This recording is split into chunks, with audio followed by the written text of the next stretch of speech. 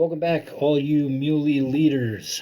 During last month's JPD, we discussed ownership, and the message was tailored towards individuals. For this senior PD, we will look at how to cultivate an organizational environment where people take ownership of both their work and of the organization as a whole, as well as talk about ownership as leaders. First, we'll talk about how to cultivate ownership among your people using a list of 10 tips from Eric Chester. We'll follow that with a short discussion on ownership for leaders, and we're going to just dip our toes. We could spend hours on the topic, but I'd like us just to whet the appetite so our live discussion is that much more engaging. For our 10 tips, let's talk about where they're coming from. Eric Chester is a Hall of Fame award-winning speaker and author who helps leaders of the world's top corporations, franchises, and associations attract, recruit, manage, engage, motivate, and retain the right employees.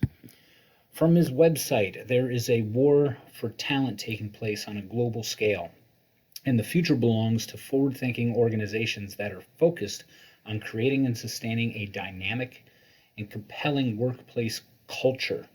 Since 1998, Eric Chester has been the leading voice in attracting, managing, motivating, and retaining the emerging workforce. As an in-the-trenches workplace researcher and thought leader, Chester has now cracked the code on the tactics and strategies companies that are recognized as best places to work in their respective industries are using to win the talent wars. On Fire at Work, How Great Companies Ignite Passion in Their People Without Burning Them Out is Eric's fourth leadership book. His previous release, Reviving Work Ethic, A Leader's Guide to Ending Entitlement and Restoring Pride in the Workforce, is the first business book on developing soft skills and core work ethic values since 1904. I will respectfully disagree and say Dale Carnegie published a masterwork on this topic in 1936, but people need to embellish from time to time. He is the founder of the Center for Work Ethic Development and created a work ethic training curriculum that is being taught at hundreds of schools, colleges, workforce centers, and organizations all over the world. Eric Chester has delivered more than 2,000 paid keynote speeches on 3 continents and is a 2004 inductee in the National Speakers Association's acclaimed Hall of Fame. Companies that have invited Eric back multiple times to keynote annual conventions, conferences, and meetings include Harley-Davidson, McDonald's, Sprint, Great Clips, and Wells Fargo. So these 10 tips, they are about how to get your people to engage and take ownership. We're talking about how to make you a more effective as a leader. Under the ownership umbrella, this is about promoting ownership amongst your subordinates. We'll talk about ourselves a little later. Starting the list, like many things we discussed, this is not all-encompassing. This is just the perspective of one individual, and our live chat is there to delve deeper, talk specifics, and draw from our own experiences.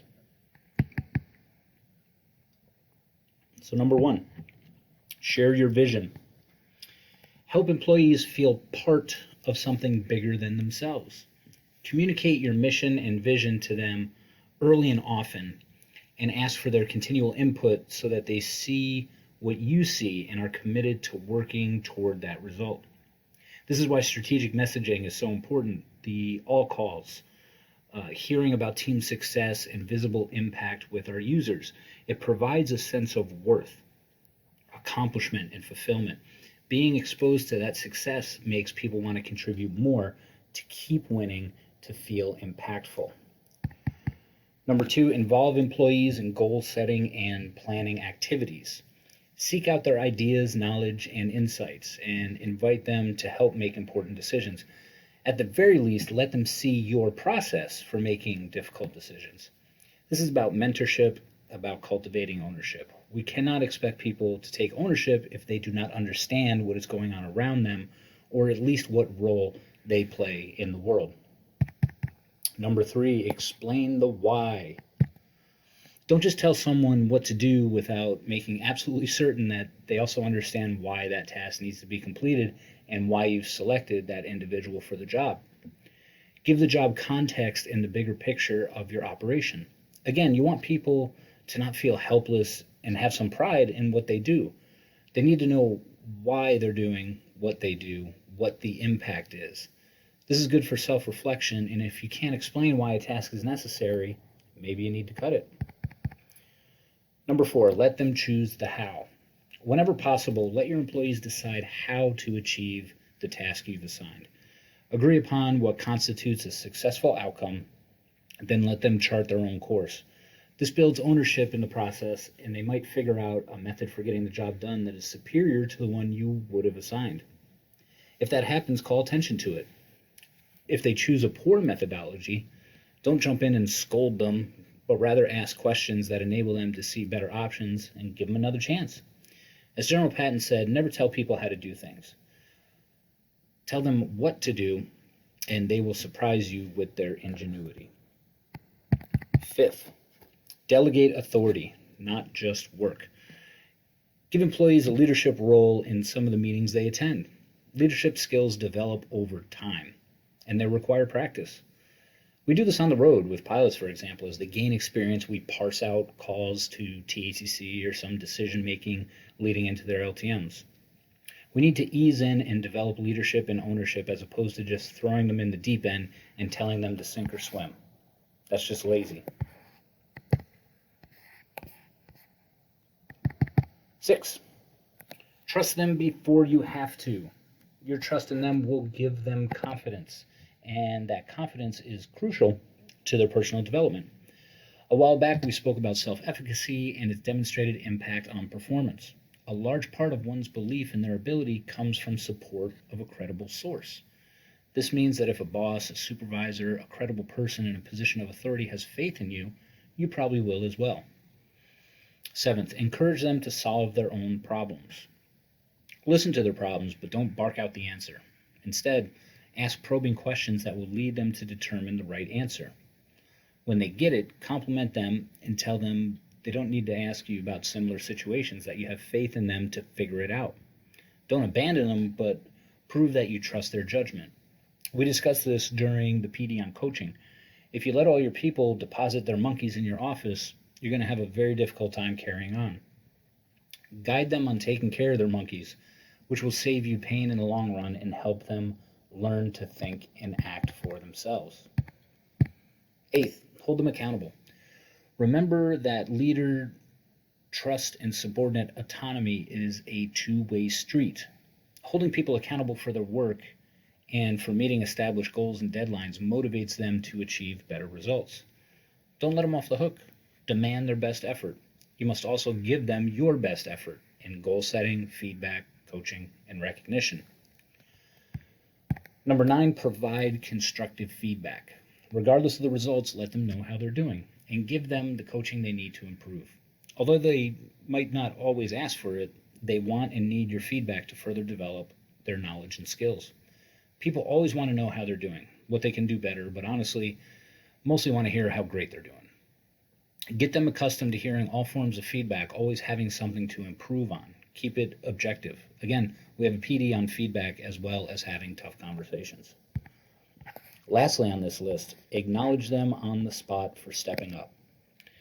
A few seconds of genuine one-on-one acknowledgement and recognition can go a long way toward reinforcing a subordinate's willingness to step up and stand tall. Show you appreciate their above and beyond commitment with a reward that matches the result. Oftentimes, the best reward is additional trust and an added level of responsibility.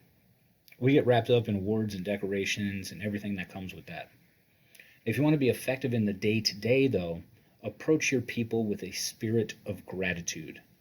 Not everyone's a superstar. If they were, no one would be. But praise incremental improvement and achievements. The bottom line from Mr. Chester is that if you want your people to take ownership in their jobs and work for you the way they'd work for themselves, you must invite them to be more than just an order-taking drone by cultivating a culture of autonomy. Another way to put it is that if you want people to act like adults, you have to treat them as such. Most people will meet the bar you set for them, high or low. Set high expectations for your people and ask that the same be done for you. As a supervisor, it is not enough to simply fill out forms on your people. You have to employ some of the tips in some form in order to be an active leader. Poor performance can likely be tied to a failure in leadership in one or more of these respects. The second part of this discussion is the onus of leadership. To delineate between the intent of last month's JPD and this month's SPD, we see that last month, in discussing personal ownership, we wanted to light a fire and provide some truth for those who tend to default to excuses when they come up short. This month, we want to provide some tools to help leverage an ownership mindset for the benefit of the organization. There's a line between encouraging personal ownership and failing to take ownership as a leader. Put another way, as a leader, you are now responsible, not only for yourself, but your subordinates. The good, the bad, all of it. Their success is theirs, and you can take credit for creating the conditions that allowed them to succeed. Failure on their part is failure on your part. This does not mean that anyone's bad or defective, simply that when there is an issue with one of your people, in addition to deconstructing the behavior and finding a way forward, you also have to look at your leadership and honestly assess how you can better train and equip or provide expectations and feedback for the future. Don't get me wrong, there's outliers out there, and regardless of all the techniques you use, they still aren't getting it. These cases are few and far between. This came up in last month's live chat. What can you do when you're given a task from higher up, pass it to your people to execute, and they fall short? Is that really your fault? Yes. The example from Jocko that we talked about last month is the blue on blue he experienced in Ramadi. In his TED Talk, he alludes to it, but for the details, you need to read the book. Basically, an Iraqi unit was out of position, which led to friendly units engaging each other. Was Jocko, as the mission commander, really at fault? Can you tie his actions to the result? Maybe, but it doesn't matter. Leaders, to be truly effective, need to take ownership of their sphere of control, even the unforeseen, the outliers. This may seem unfair, but if you think that way, you're sliding into the victim mindset. What was I supposed to do? How do you even plan for that? It doesn't matter. The point is that you own your mission, and when things go wrong, you shoulder the responsibility. You provide that top cover to allow your people to learn and grow regardless of how it impacts you personally. Just because we talk to our people about ownership, that does not relieve a leader of their responsibility. When one of your people messes up, you don't get to say, be an adult, or you should have known better. There's more to the story, and as a leader, you have a part you need to account for. When we try to educate our subordinates about ownership, we dissuade them against worrying about or deflecting blame. In turn, we need to consider blame ourselves as leaders. Are you worried about blame? Should you be? If so, are you the type of leader who's quick to assign blame to your people? Shouldn't you consider your own actions, expectations, and techniques in the process? I would offer that if you're willing to delegate work and authority, you cannot pass responsibility. Holding that responsibility allows your people to operate freely, in good faith, knowing that they have cover and mentorship if they should falter. Conversely, if you're simply passing tasks and hanging your people out to dry, the person taking the order from the customer and handing it to the engineers, you are expendable, redundant, and not contributing to others' growth. By assuming responsibility, ownership, you allow younger generations to trade on your name and experience, succeed and fail, learn and grow, thereby becoming leaders themselves. To do otherwise is eating our young and cultivating an environment where backstabbing and one-upmanship rules the day. So for the wrap-up, we got into a bunch of stuff that sounds like generic leadership topics. But when you're talking about cultivating ownership in your people, it's those basic principles and practices that make it happen. If you think about it, ownership comes down to a want, a sincere desire to do a good job, to expend energy and effort to sacrifice, grow, improve, and achieve.